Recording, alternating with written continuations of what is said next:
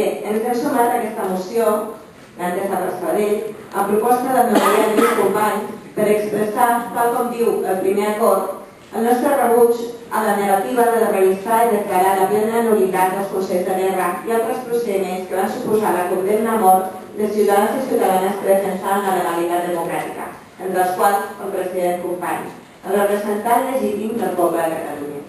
Ens hi hem sumat perquè pensem que les persones i organitzacions que defensem la democràcia tenim l'obligació d'exigir aquesta reparació.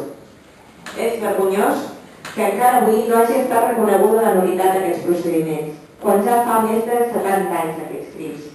És realment preocupant que en gairebé 40 anys de democràcia no s'hagi abordat la veritable transició que suposaria fer justícia a tantes persones acusades i assassinades per defensar un règim polític absolutament legítim com va ser la República. Ha hagut de ser la República d'Argentina qui tingués la dignitat de promoure el reconeixement de les víctimes franquistes.